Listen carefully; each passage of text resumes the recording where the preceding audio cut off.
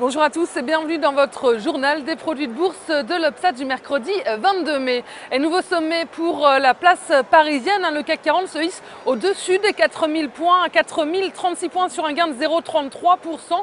Le marché parisien guette le discours très attendu du patron de la Fed, Ben Bernanke, aujourd'hui. Bon, si on regarde sur le front des valeurs, on voit que le secteur bancaire finit en ordre dispersé. Crédit Agricole lâche 1,44%. Société Générale est à moins 0,48% et seul BNP Paribas avance légèrement de 0,62%.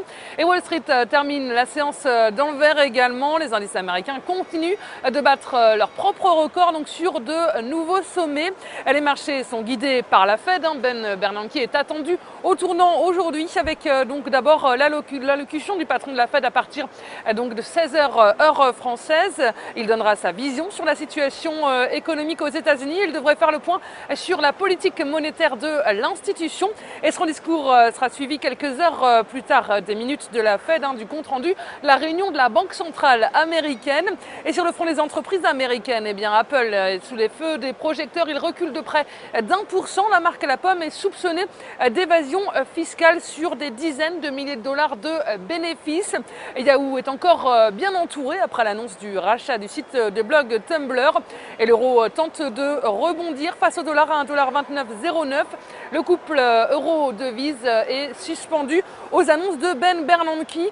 Et les volumes sont en hausse sur le marché des produits de bourse avec 23,9 millions d'euros échangés donc dans une séance de hausse. Et concernant la répartition par type de produit, les certificats sont en hausse à 86%, les échanges les varants sont à 14%.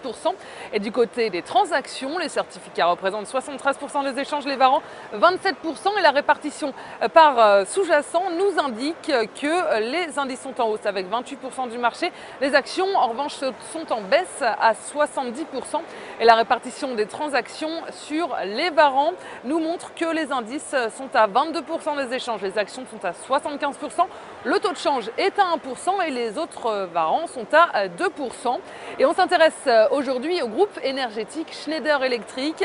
Graphiquement, le titre dépasse le précédent sommet de mars dernier et réalise de nouveaux plus hauts annuels. Il est soutenu par ses moyennes mobiles à 20 et 50 jours. Et de son côté, l'indicateur de vitesse RSI est positivement orienté et milite pour une accélération haussière à court terme.